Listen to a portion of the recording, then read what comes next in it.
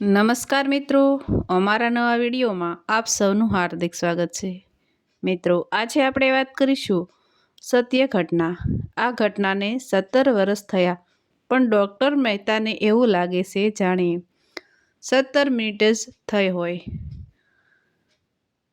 રજે રજ વાત તાજી છે. મેલા ઘેલા કપડાં પહેરેલા પતિ પત્ની એમની એકમાત્ર દીકરી ઈશાનીને લઈને ક્લિનિકમાં આવ્યા હતા અને બાળકીને ટેબલ પર મૂકીને બોલ્યા હતા, હવે આ દીકરી તમને સોંપીએ છીએ.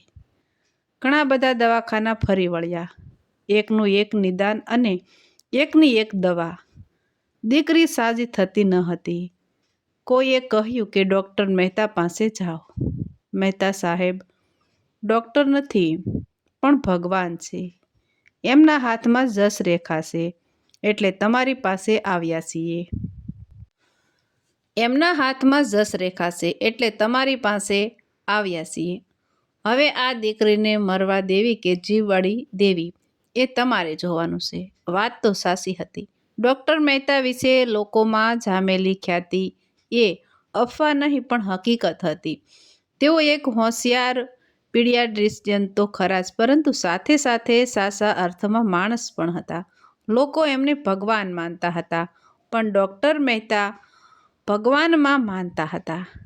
રોજ સવારે પોતાના પ્રાઇવેટ ક્લિનિક શરૂઆત તેઓ ભગવાનની છબી સામે દીવો અને પૂજાપાઠ સાથે કરતા હતા. એમનો 25 જણાનો સ્ટાફ આ વિધિમાં જોડાતો હતો. તેમના કન્સલ્ટિંગ રૂમમાં ટેબલ પર 24 કલાક શુદ્ધ ઘીનો દીપક પ્રજ્વલિત રહેતો હતો. ટેબલ પર તાજા ફૂલોનો ઢગલો શોભતો હતો. એમની સારવાર માટે આવતું દરેક બાળક એમને મન ભગવાન હતું. ઉત્તમ સારવારમાં ઉત્તમ ભક્તિ ભળે તો શ્રેષ્ઠ પરિણામ કેમ ન મળે? ડૉક્ટર મહેતાએ બાળકની તકલીફો વિશે પૂછ્યું. જાણવા મળ્યું, વારંવાર તાવ આવે છે, હાડકાં દુખે છે, અશક્તિ લાગે છે. દીકરી ખાતી નથી, રમતી નથી, આખો દિવસ રડતી રહે છે, શરીર ગળતું જાય છે. ડૉક્ટર મહેતાએ બીજા ડૉક્ટરની ફાઇલો હાથમાં લીધી. બધાનું નિદાન એક જ હતું કે ઈશાનીને ઓસ્ટિયોપોરોસિસની બીમારી હતી. દરેક ડૉક્ટરે અલગ અલગ સમયે ઈશાની જે હાડકાના દુખાવાની ફરિયાદ કરે એ હાડકાના એક્સ-રે પાડ્યા હતા. ડૉક્ટર મહેતાએ બધા ફોટા જોઈ લીધા. એ પછી ડૉક્ટરે ઈશાનીને તપાસવાનું શરૂ કર્યું. વિગતવાર પૂછપરછ પણ કરી. એમણે સાચું નિદાન શોધી કાઢ્યું. ઈશાનીને હાડકાના સાંધામાં જરા પણ દુખતું ન હતું. તેનો દુખાવો બે સાંધા વચ્ચે રહેલા મુખ્ય હાડકામાં જતો હતો. બીજી ફરિયાદ અવારનવાર તાવ આવવાની હતી. આ બંને બાબતોને ઈશાનીના ચહેરાની, જીભની અને આંખની ફિકાશ સાથે જોડી દેવામાં આવે તો નિદાનનો ચહેરો સ્પષ્ટ થઈ જતો હતો. ડૉક્ટર મહેતાએ ખૂબ જરૂરી પ્રશ્ન પૂછ્યો, તમે ક્યાંના? જવાબ મળ્યો, અમે અમરોલી ગામમાં રહીએ છીએ. ડૉક્ટર મહેતાએ માથું ધુણાવ્યું. આ ગામમાં એમના દિમાગમાં આકાર પામી રહેલા નિદાનોનો અધૂરો હિસ્સો પૂરી કરી આપતું ન હતું. એમણે ફરીથી પૂછ્યું, તમારું મૂળ વતન અમરોલી છે કે પહેલાં બીજે ક્યાંય રહેતા હતા? તમારી જ્ઞાતિ જણાવો. ઈશાનીની માએ માહિતી આપી. અમરોલીમાં અમે 1.5 વર્ષથી રહીએ છીએ. મૂળ તો અમે ડાંગ આહવાના આદિવાસી. આ સાંભળતાની સાથે જ પેલો અધૂરો ખૂણો પૂરો થઈ ગયો. ડૉક્ટર મહેતાએ તરત જ એક લેબોરેટરીમાં ફોન કર્યો અને પેથોલોજિસ્ટ સાથે વાત કરી. એક નાની દીકરીને મોકલું છું. તેનો બ્લડ ટેસ્ટ કરાવવાનો છે. એના રેડ બ્લડ સેલ્સ અને જાતે તપાસજો. તમે જાતે તપાસજો. ટેકનિશિયન ઉપર આ કામ ન છોડી દેશો. ઈશાનીને સિકલ સેલ એનિમિયા હોય એવું લાગે છે. આપણા દેશમાં બધા જ ધર્મો, જાતિઓ અને જ્ઞાતિઓને સમાન ગણવામાં આવે છે. જ્ઞાત જાત ભેદભાવ હવે રહ્યા નથી, પરંતુ કેટલાક જીનેટિક કારણોસર અમુક ખાસ બીમારીઓ ચોક્કસ જાતિ કે જ્ઞાતિમાં વિશેષ જોવા મળે છે. આવું કારણ આનુવંશિકતામાં રહેલું છે. કેટલીક બીમારીઓ સિંધીઓ અને લોહાણામાં વધુ જોવા મળે છે, તો કેટલીક બીમારીઓ આદિવાસીઓમાં. સિકલ સેલ ડિસીઝ એક એવી બીમારી છે જેમાં લોહીમાં રહેલા રક્તકણો ગોળાકાર હોવાને બદલે દાંતરડાના આકારના હોય છે. પરિણામે એમની ઓક્સિજનનું વહન કરવાની ક્ષમતા ઘટી જાય છે. આવું બાળક વારંવાર તાવનો ભોગ બનતું રહે છે. વિકાસને કારણે સુસ્ત રહ્યા કરે છે અને એ વારાફરતી હાડકાના દુખાવાનો ભોગ બને છે. બાળક સીડિયું, નિસ્તેજ અને અલ્પવિકસિત રહી જાય છે. પેથોલોજી લેબોરેટરીના બ્લડ રિપોર્ટ આવી ગયા. ડોક્ટર મહેતાએ કરેલા ડાયગ્નોસિસ પર લેબોરેટરીએ મોહર મારી દીધી. હવે વાત આવી સારવારની. ઈશાનીની માએ તો પ્રથમ દિવસે જ કહી દીધું હતું, સાહેબ, અમે સાવ ગરીબ છીએ. મજૂરી કરીને પેટનો ખાડો પૂરીએ છીએ.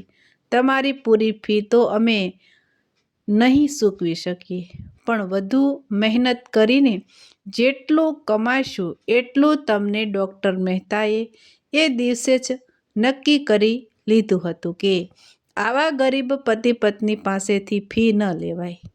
ટેબલ ઉપર મૂકેલા દીપકની જ્યોતની સાક્ષીએ એમણે કહ્યું, હું ફી પેટે એક પણ પૈસો નહીં લઉં, આજે પણ નહીં અને ક્યારેય પણ નહીં. આ બીમારી 5-15 દિવસમાં મટી જાય તેવી ન હતી. આ તો જીવનભરની સંગાથી હતી. એમાં કંઈક અંશે રાહત આપી શકાય. ડોક્ટર મહેતાએ ફોલિક એસિડ તથા અન્ય વિટામિન્સ સખર્ષ આપવાનું શરૂ કર્યું. તાવના મારણ માટે પેનિસિલિન શરૂ કર્યા. અવારનવાર ઈશાનીને હોસ્પિટલમાં દાખલ કરવી પડતી હતી.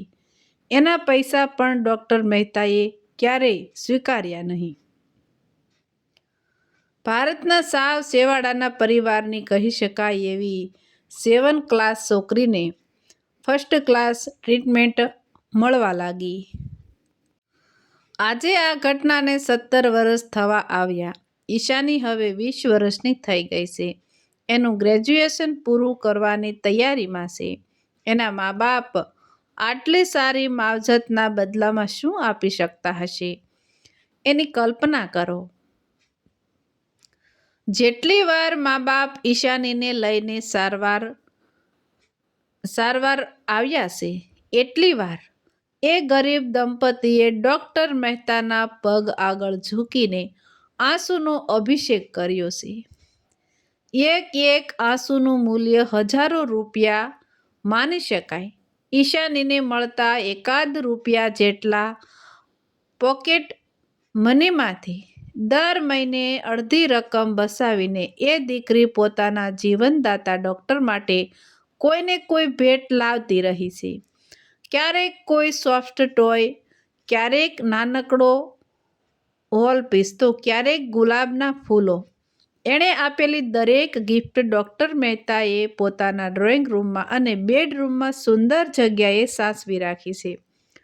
દર વર્ષે ડોક્ટરના જન્મદિવસ પર ઈશાની કંઈ ને કંઈ ગિફ્ટ આપતી જ રહી છે. એકવાર ઈશાનીની મા મોટી તપેલીમાં પાપડના લોટનું ખીસું રાંધીને લઈ આવી. એ જોઈને સિસ્ટર પૂછી બેઠી, આ શું લઈ આવ્યા? માએ જવાબ આપ્યો, અમારી ઝૂંપડીમાં બીજું તો શું હોય, ખીચું લઈ આવીશું. એમાં મારો પ્રેમ નાખ્યો છે. ડોક્ટર સાંભળી ગયા. ખિસ્સોખીસ ભરાયેલા દવાખાનામાં એમણે ખિસ્સું બ્રેક જાહેર કર્યો. સ્ટાફના બધા જ માણસોને બોલાવી લીધા. બધાએ ભાવપૂર્વક હોલમાં બનેલી આ 7 કોર્સ મિજબાની માણી. ખીચામાં નમકનો સ્વાદ હતો અને આંખમાં આંસુની નમકીન હતી. સામાન્ય રીતે કોઈ પણ બાળક ત્યાં સુધી બાળક રહે છે જ્યાં સુધી જ એ બાળ રોગ નિષ્ણાતનો દર્દી ગણાય છે. વર્તમાનમાં આ ઉંમર વધીને 16-18 વર્ષ સુધી સ્વીકારવામાં આવે છે. એકવાર બાળક મોટું થઈને પુખ્ત બની જાય તે પછી એની સારવારનો હવાલો ફિઝિશિયનને મળે છે. ઈશાની તો 20 વર્ષની થઈ ચૂકી છે. છેલ્લે જ્યારે ઈશાની અને એની મા ડૉક્ટરને મળવા માટે આવ્યા હતા ત્યારે માની આંખમાં આંસુ હતા અને હોઠો પર આ સવાલ હતો, સાહેબ, હવે મારી દીકરીના લગ્ન થશે, એ સાસરે જશે, એને સારા દિવસો રહેશે, એ પછી એની સારવાર કોણ કરશે? ડૉક્ટરો તો ઘણા મળશે પણ તમારા જેવા ભગવાન ક્યાં મળશે? ડૉક્ટર મહેતા ઈશાનીની પીઠ થાબડીને જવાબ આપે છે, આ દેશમાં ગામે ગામ સારા ડૉક્ટરો હોય જ છે. બહુરત્ન વસુંધરા જે ડૉક્ટરના દવાખાનામાં અથવા દિલમાં દીપકનું અજવાળું દેખાય ત્યાં 2 ધડક પહોંચી જજો. તો મિત્રો, આવા જ નવા વિડીયો જોવા માટે અમારી ચેનલ લાઇક, શેર અને સબસ્ક્રાઈબ કરજો. વિડીયો સાંભળવા બદલ ખૂબ ખૂબ ધન્યવાદ.